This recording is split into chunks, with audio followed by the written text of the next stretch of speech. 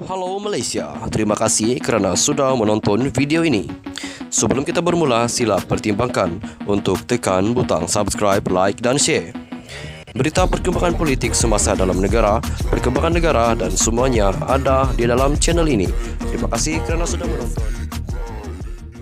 Pemirsa, selamat malam tuan-tuan dan puan-puan. Terima kasih kerana masih terus setia berada di dalam channel ini. Bagi anda yang baru pertama kali hadir ataupun first time ataupun baru pertama kali hadir di dalam channel ini, admin ingin meminta pertolongan daripada anda untuk tekan butang subscribe serta aktifkan lonceng notifikasi supaya anda tidak ketinggalan dengan perkongsian-perkongsian terkini daripada channel ini berkaitan dengan perkongsian berita-berita politik semasa. Serta jangan juga lupa untuk sharekan video ini supaya semua dapat mengetahui dengan lebih lanjut dengan berita ini.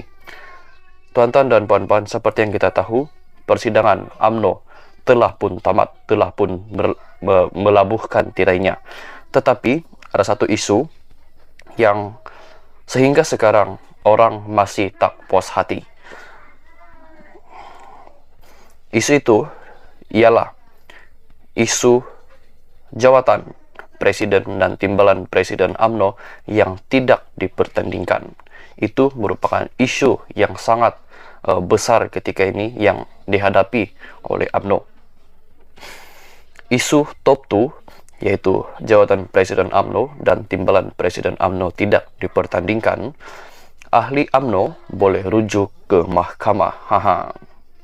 Ahli UMNO masih boleh membawa isu jawatan Presiden dan Timbalan Presiden tidak dipertandingkan ke mahkamah untuk mencari penyelesaian setelah usul berkaitan perkara itu yang dibawa dalam Perhimpunan Agong UMNO PAU 2022 Sabtu lalu dikatakan tidak sah. Penganalisis politik yang juga seorang peguam, Datuk Samsudin Nawawi, berkata status sebenar usul itu kini bergantung pada pendirian Pendaftaran Pertubuhan ROS. Katanya, terpulang kepada ROS, pendaftar pertubuhan, sama ada meneruskannya usul itu atau menganggapnya tidak sah kerana usul itu tidak boleh dikuatkuasakan tanpa kelulusan ROS.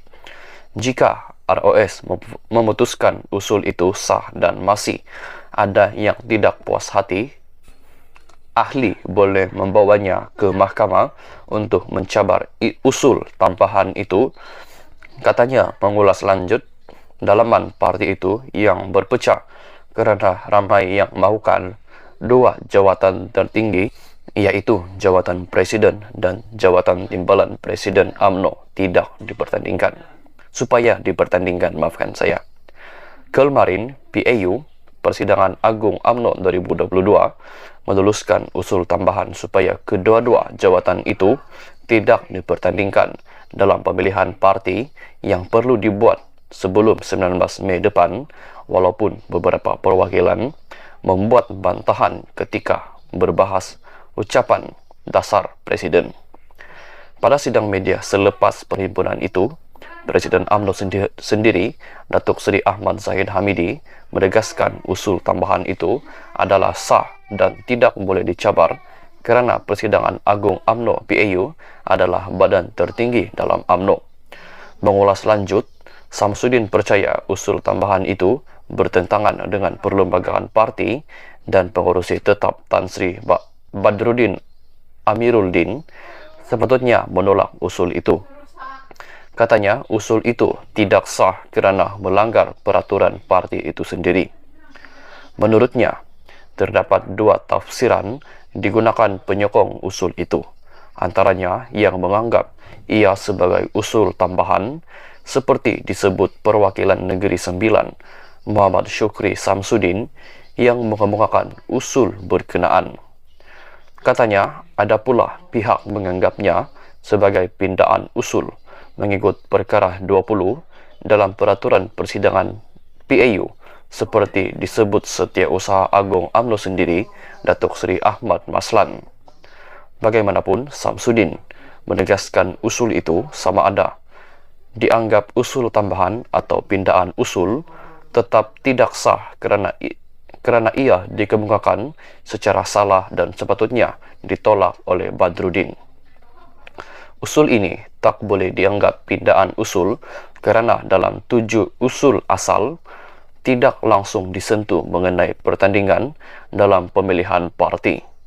Artinya, ini adalah usul berasingan.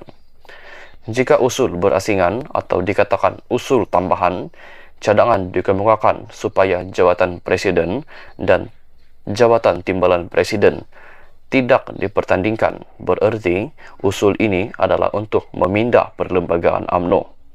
Perlembagaan UMNO jelas memperuntukkan 2 jawatan. Itu mesti dipilih setiap 3 tahun atau dalam tempoh lanjutan yang dibenarkan. Jika usul memindah perlembagaan kena ikut peraturan, iaitu jika di bawah perwakilan, mesti ada notis 14 hari dan perlu diluluskan Jabatan Pendaftaran Pertubuhan ROS terlebih dahulu. Ia tak boleh di bawah perwakilan secara on the floor ketika perhimpunan.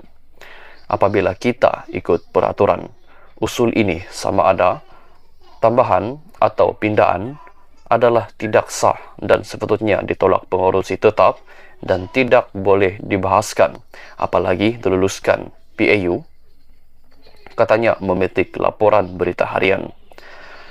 Ahmad dalam satu kenyataan menjelaskan sudah mendapatkan nasihat peguam UMNO yang berpandangan kaedah usul itu dikemukakan adalah sah mengikut perkara 20 peraturan persidangan. Sekian saja perkongsian berita untuk hari ini. Jika anda mempunyai sebarang komen ataupun pendapat anda boleh tinggalkan di ruangan komen di bawah. Kita jumpa lagi di video yang seterusnya. Stay safe, stay healthy, bye-bye.